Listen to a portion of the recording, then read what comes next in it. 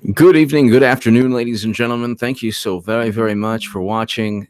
Merry Christmas. Merry Christmas to everyone. If you're going through a tough time, for the people who happen to just be going through a tough time, the world needs you, and stay strong. And Merry Christmas. Merry Christmas to everyone. Thank you so much for tuning in. And we have a lot to talk about. This is really interesting, and it's one of the reasons I love Rand Paul. I've always liked Rand Paul. Chris Scott, thank you. Inside Scarlet, Merry Christmas. Merry Christmas, everyone. Patriot 95, Merry Christmas. And let's get started. So, Trump did something horrible. He brought Americans home. Oh my God. Oh my God. That is so horrible. What kind of human being does that? What kind of leader and president decides to bring home Americans from never-ending quagmires? It's unbelievable that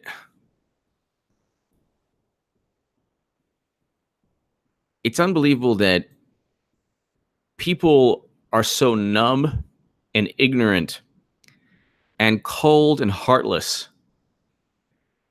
And I was gonna write this tweet, but it's like the average liberal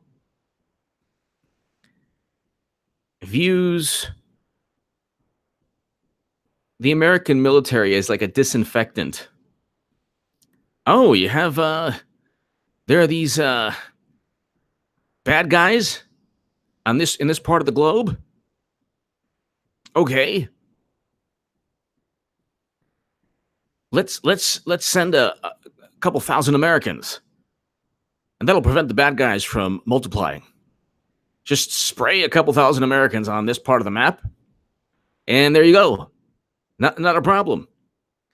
They don't view soldiers as men and women who have families, who are sons, who are daughters, who have children, who are waiting for their father, their mother to come home, who have lost parents, who have lost family members. I mean, they don't view the human side. If you write a tweet, oh, your life is over. Your life is over if you write a tweet. Your life is over. But 10,000, close to 10,000 Americans, like around 10,000 Americans are coming home. And it's like Lindsey Graham, an establishment Republican who sometimes does the right thing, sometimes is against Trump's decision to withdraw Americans, bring Americans home. Ichkan Diddy, Merry Christmas, Goodman. Merry Christmas, Ichkan Diddy. Thank you so very much.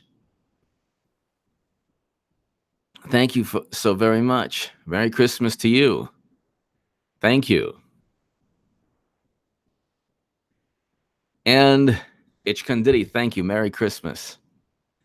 And it's just, it's really unbelievable that, so I gotta read this. Says live, yes, here. Oh my God, it's hundreds of millions.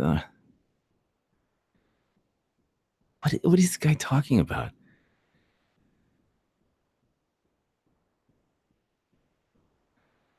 There's this conspiracy theorist, this Trump-Russia conspiracy theorist all over Twitter. I'm not going to tell you who it is, but it's like this guy is cashing out on this. Oh my God.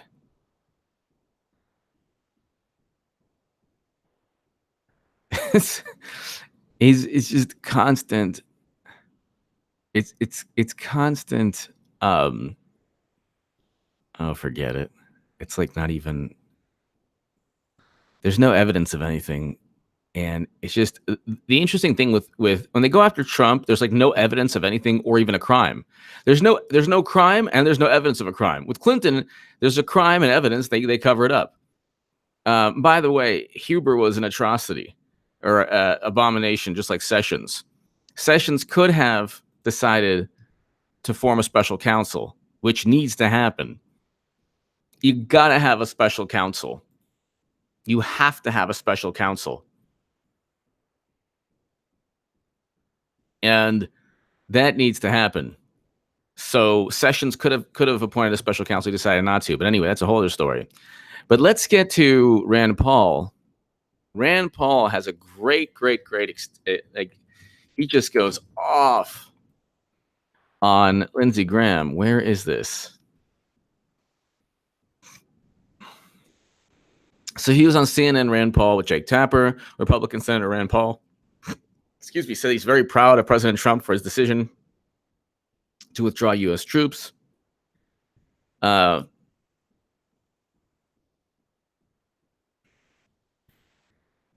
he went after. I have to tell you, I haven't seen a senator who loves war this much since Star Wars prequels. He goes, my friend Lindsey Graham is a bit mad right now. You see, he's never seen a war end before. He's going to have to console himself with the fact that we are still in about 8 more. I know it'll be hard for him, but I think he'll get by. Can you imagine he clowns Lindsey Graham more than like anyone? This is hilarious.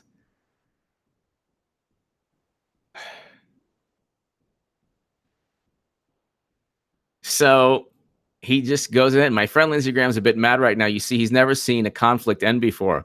He's going to have to console himself with the fact that we're still in about 8 more. I know it'll be hard for him, but I think he'll get by. So he clowns Lindsey Graham pretty hard.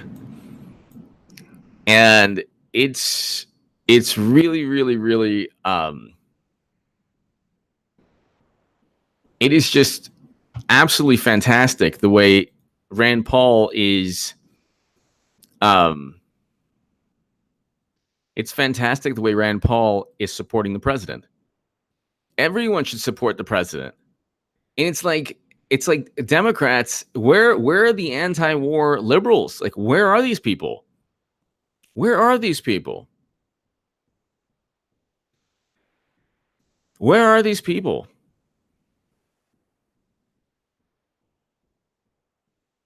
I mean, you have people like Bob Corker and Flake and, kind of Lindsey Graham, kind of. Although I like Lindsey Graham lately, as of late. The Kavanaugh thing, And they're going after people like the Knights of Columbus is not it's just a Catholic organization. Why would Democrats be going after a Catholic organization? Like on Christmas, no less. Democrat challenged Trump judicial nominee over Knights of Columbus. What? They would never do that with any other religion. That's why, like, if Amy Coney Barrett is on deck, if heaven forbid anything happens to Ginsburg, Jar Cantu, Feliz Navidad. Thank you. Agent Pepsi, I agree with you. So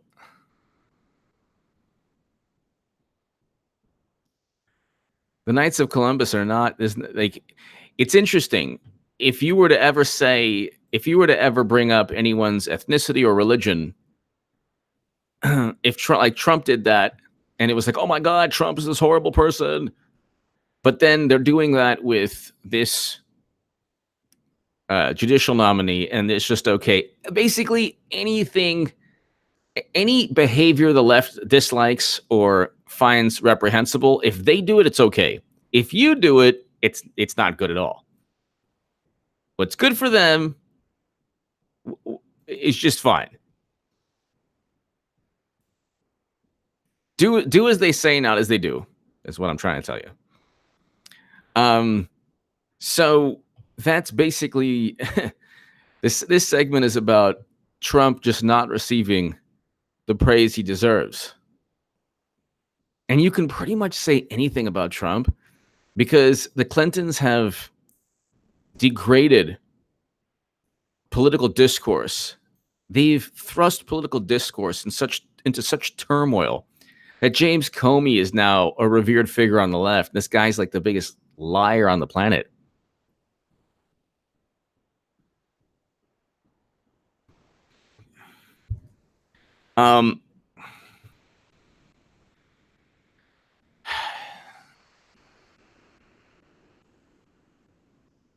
James Comey is like taking every moment to insult Trump. Meanwhile, he committed a crime in covering up Clinton's. Like, it wasn't an investigation; it was a cover-up. Mueller should never. There should never have been a special counsel simply to harm Trump. There should never have been a special counsel simply to harm Trump. There was no evidence of a crime. The only evidence that was obtained was from CrowdStrike. CrowdStrike is a company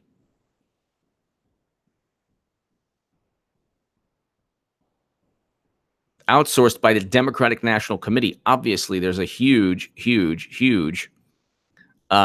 conflict of interest.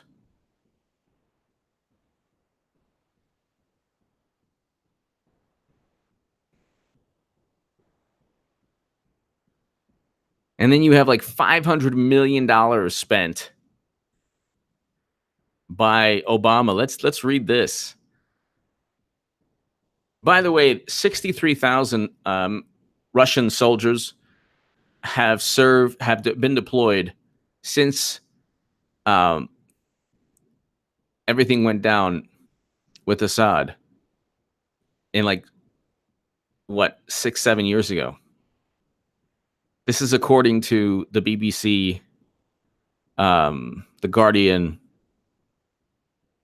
63,000 Russians. Yeah. Russia says 63,000 troops have seen combat in Syria. So 63,000, and you want to keep 2,000 to 4,000 Americans there for what purpose? They've already, by the way, been in conflict with one another, shooting at each other. Why would you station Americans just miles away from Russians? Do you have this end times fascination? K. Kenward, thank you. I mean, why would people be so interested in keeping Americans in a quagmire where this is Russian national security? This is national security to Russia. They need Syria. They need Assad. Russia needs that country, has had a close relationship with that country throughout the Cold War, and they were never going to let the country fall. And just to let you know how great these experts are. The experts don't know anything. I used to always read Foreign Policy magazine. Foreign Affairs. So I read Foreign Policy too, but Foreign Affairs. And it's this big, voluminous, publications once a month, or maybe it's once every 2 months.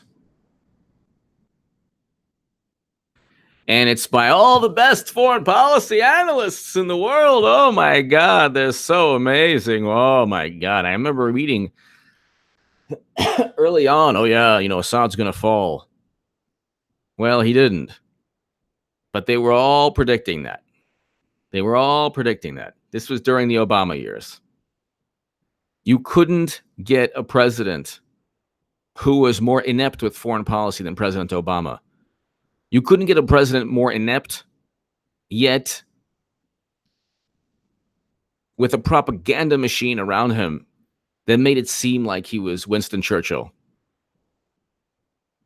Calling the JV team. Like, if you say certain things, YouTube demonetized. So you know what I'm talking about. Calling them the JV team. Then he's, I wasn't referring to them. Well, of course you were. Even in one of the rare occasions where factcheck.org or Snopes or whatever, one of those was like, he was talking about that organization. And then people are like, oh, if we leave, what happens to that group? Well, number one, 63,000 Russians have been deployed. So there's probably tens of thousands there right now, even though the Washington Post says 4,000. So there's more than that. There's Russian jets flying throughout the skies of that country every day, every single day.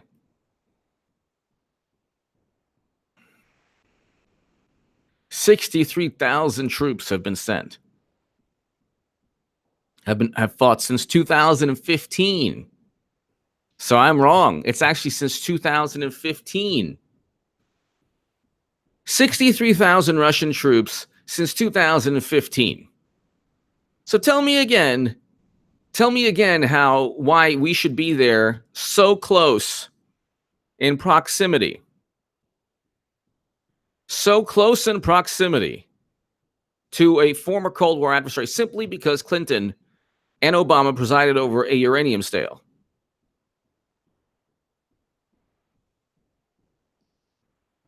It was never our fight, never our battle to even engage in. The United States military, according to Daniel Bolger, should just go in, win a clear military victory, and leave. Daniel Bolger, Why We Lost, Time Magazine interview.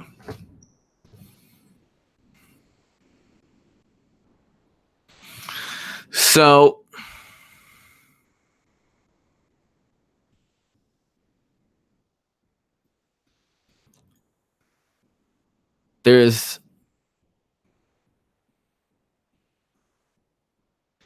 Daniel Bolger wrote this book. He's an Army general. He was in Iraq. No, yeah, he was in Iraq. Oh no, sorry, Iraq and I never saw it. He was in Iraq and Afghanistan. But here's what he says.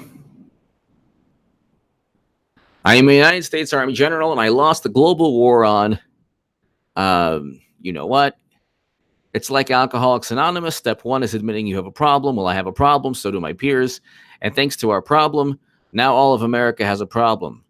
To wit, 2 lost campaigns and a war gone awry. I was never the overall commander in either Afghanistan or Iraq. You'll find me lower down the food chain, but high enough.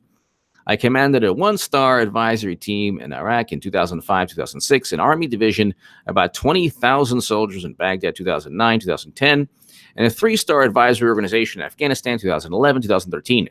I was present when key decisions were made, delayed, or avoided. I made, delayed, and avoided a few myself. I was on the ground a lot with small units as we patrolled and raided. Sometimes I was communicating with strategic... but the enemy's hand, abetted by my ignorance, my arrogance, and the inexorable fortunes of war, I have lost... Wow. He says, I have lost 80 men and women under my charge. Wow. With more than 3 times that number wounded. Wow. Wow. And so he goes on to say that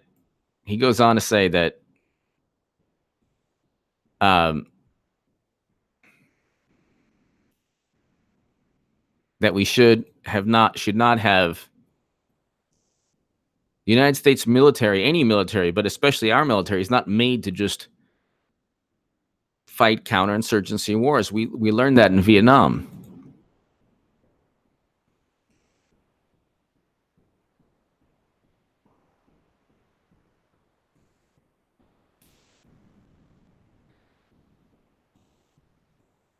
So wait, where does he...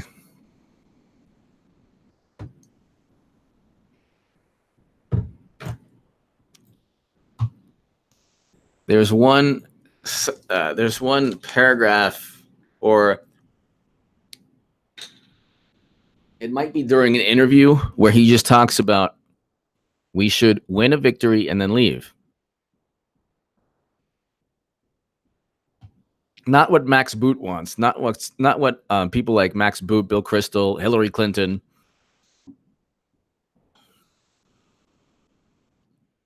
They just want to stay forever and ever and ever and ever and ever and ever. And they don't care.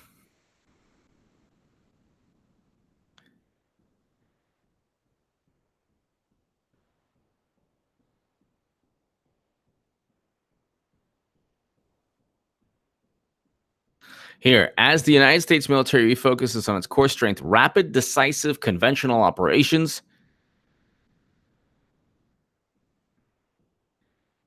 its core strength, rapid, decisive, conventional operations. Rapid and decisive being the operative words. So that's the point. The point is,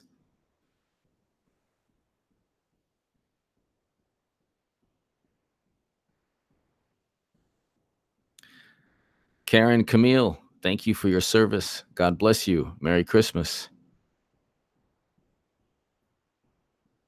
Ramla Farah, I agree 100% with you. The longer we stay, the more potential we create a vacuum in the state. Yep, I agree. Ramla Farah, I agree 100%. Thank you for watching as always.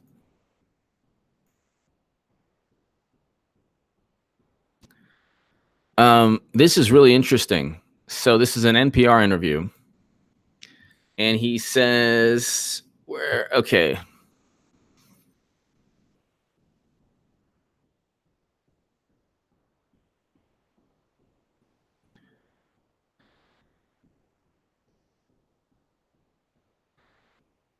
Given what I know then, I would have recommended to do like we did in 1991 and turned it over to the local folks.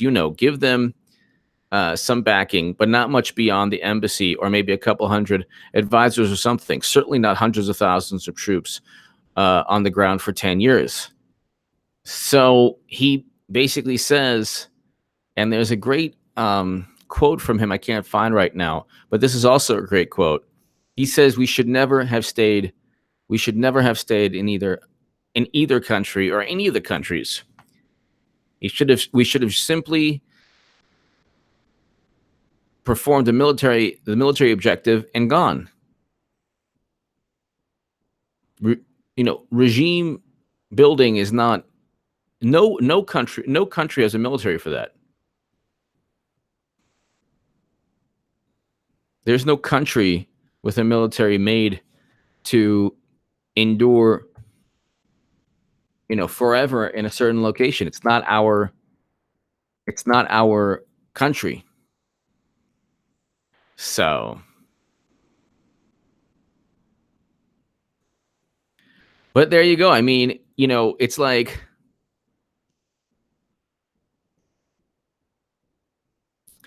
if you have a Democratic Party, so the left in this country is more interested.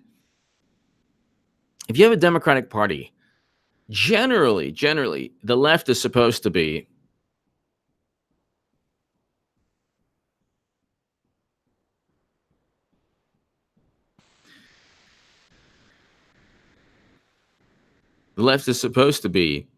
Eric Holder. They have no idea what they're doing. Tax cut for the rich, blowing up the national debt. Obama, doubled the debt, almost doubled the debt. That's hilarious. That is absolutely hilarious. I gotta find this. How did Obama almost double the debt? This guy is in contempt of Congress also.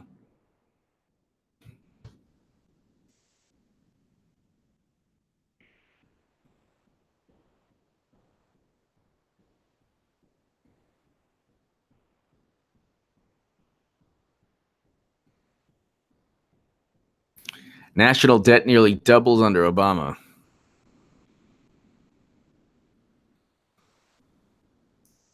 So there you go.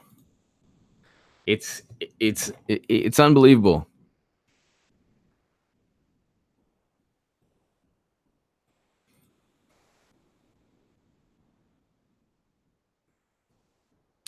$9.3 trillion in debt.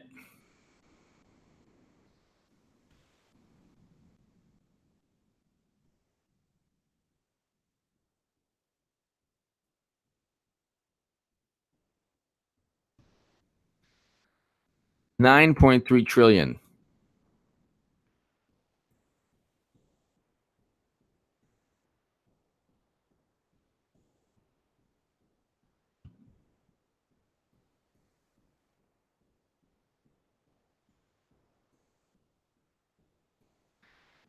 So, in this Eric Holder today, it's like they have no idea what they're doing. Tax cuts for the rich. No, everyone got a tax cut. You know,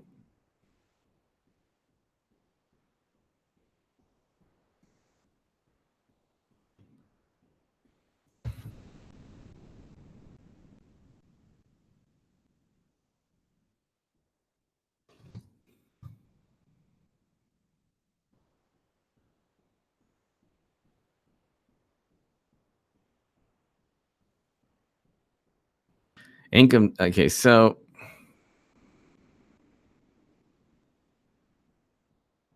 he cut taxes, and the government actually the revenues are increased because the economy's doing better. Everyone got their tax raised, their taxes reduced. So it's like it's not just for the rich. That's another thing. Like these like moralistic statements. The left just they live to condemn and pretend that they didn't. Everything they accuse Trump of doing, they did more than ever, more than anyone.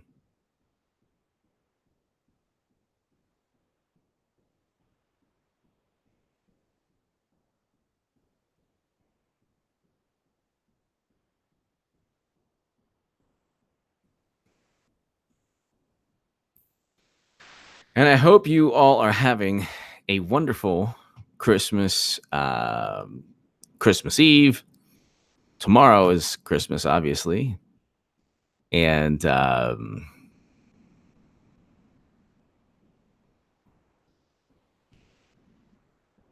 hope you're having a great, great day.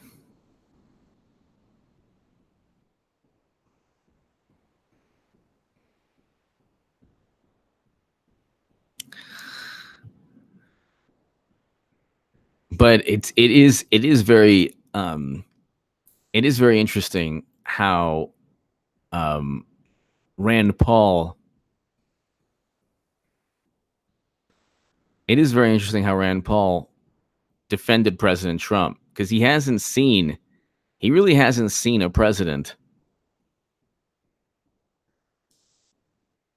do what Trump has done. I mean, you had 8 years of Bush, which is the opposite of Rand Paul's foreign policy.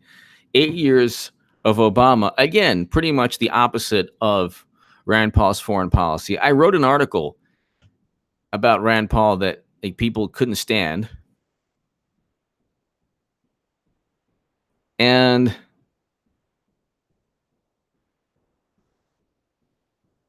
they're like, how come you like Rand Paul? Oh my God, he wants to cut the social safety net. Oh my God. Like, well, what happened? There are no anti-war liberals. The only anti-war, they view anti-war as hating Israel. Like, fine, you can, you know what, critique Israel all you like. Okay, but just bring up the other side too for once. It's not like you can say, if someone said to me, HA, I think Israel is like 80% at fault. Fine. Go, totally no problem.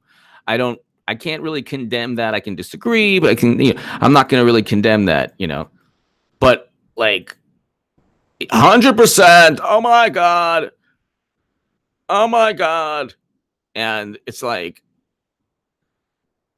oh, okay. And then that's the only anti-war vantage point. What about bringing Americans home? No.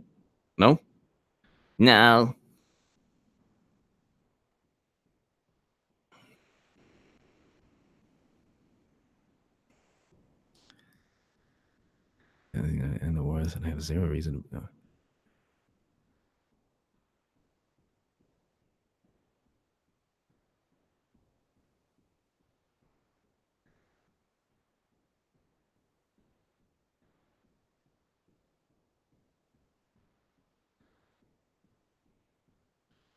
It's like Twitter is crazy. I don't even know what this means.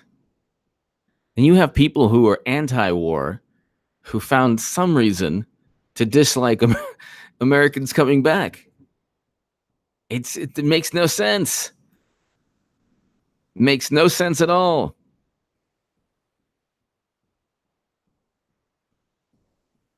Then, like, when you talk about deficits, Obama had $1 trillion deficits, and like, oh, he reduced it to 400 million or whatever. It's like, okay, well, there's an emphasis on economic growth with Trump. The economy is growing, so you know. But it's Christmas time, so there's not that much going on in the news other than, oh, what do we have here? Hillary Clinton yet again stated that, oh, she used it for convenience. I'm just going to retweet a Benjamin Netanyahu tweet, mainly to anger the people who don't like me, but also because it's a nice tweet. Merry Christmas to all our Christian friends in Israel and around the world. Oh, people are nice. I was expecting. Oh my God. Oh my Lord. Oh my God. Okay. Let's just say that's a pretty awesome thread.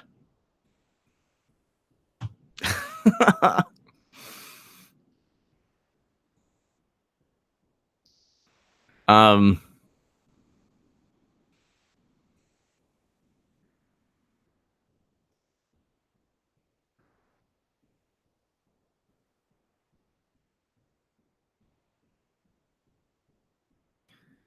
just trying to. I apologize. I'm kind of slow today, just because there's not really that much going on.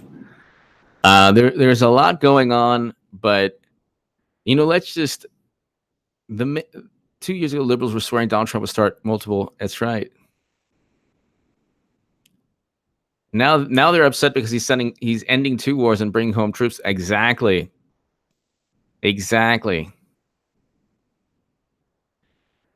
And that's the thing also, like, foreign policy for me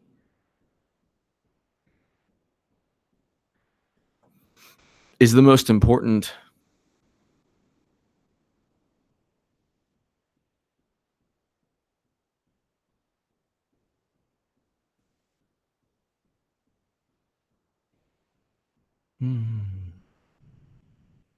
Oh my God. Now there's a like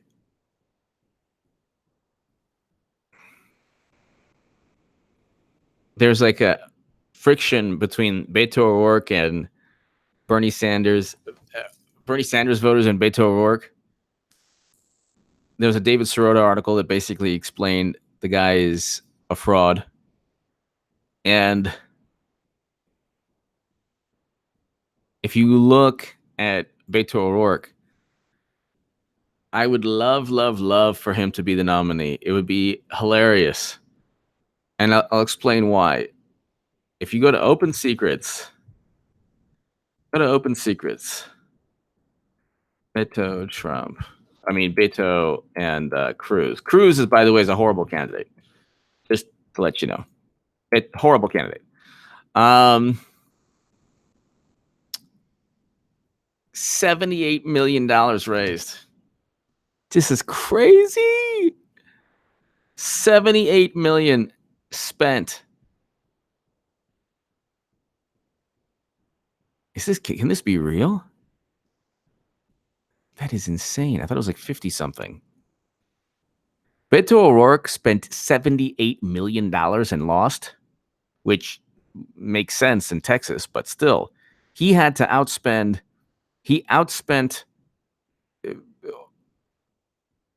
almost 2 to 1. I mean, 45 million to 78 million.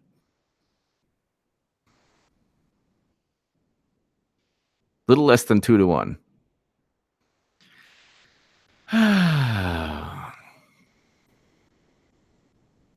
But you got to spend 78 million. And Beto O'Rourke is like, I would love that debate. Oh my God. Would I love that debate? Could you imagine the Trump debating Beto O'Rourke? Beto will be like, I believe in a better. It's like he sounds like Keanu Reeves and Bill and Ted's. I believe in a better future. Watch me skateboard. I'm Beto ORourke. My friends call me Borracho.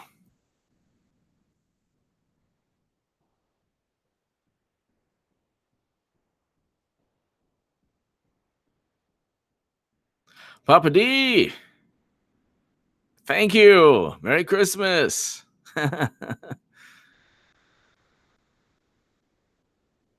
Agent Pepsi 1, have a wonderful day. Merry Christmas to you. Thank you. Thank you. Johnny 5. Beto as a poser. Exactly. Karen Camille, just say no to perpetual war. Absolutely. Say no to it. Absolutely. Absolutely. I agree 100%.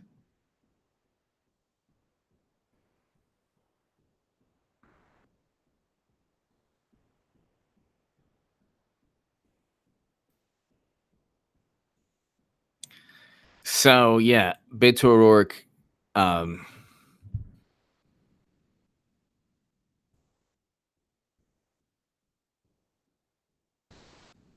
he spent millions and millions and millions, 78 million,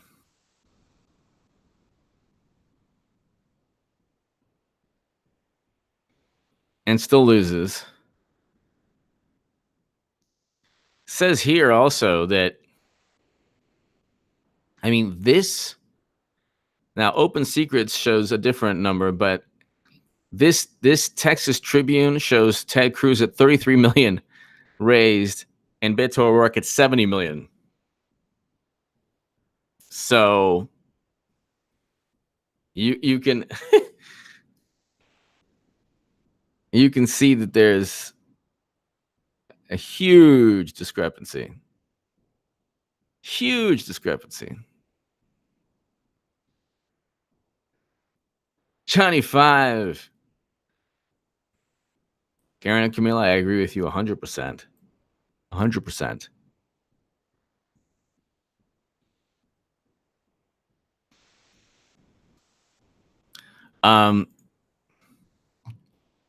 So there's all these like different fissures and fractures and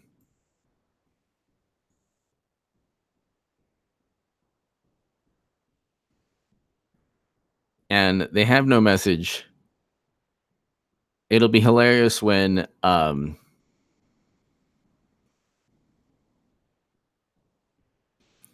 Clinton's like, yeah, I'm running again. Paul Sperry has a great article on John Huber.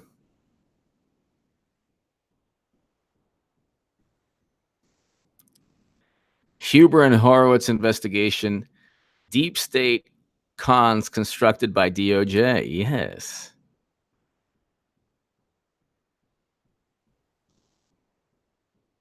And you wonder, like, trust Sessions, trust Huber, trust Sessions. Why would you, even if there was like military intel telling you, why would you trust that? You've no idea who they are. Well, they're really good people. How do you know? They're telling you to trust the Keebler elf. For goodness sakes. How much more evidence do you need? That's the best. Oh, I love that so much. It's poopy doopy. Doop doop doop. Tippy top. How much more evidence do you need?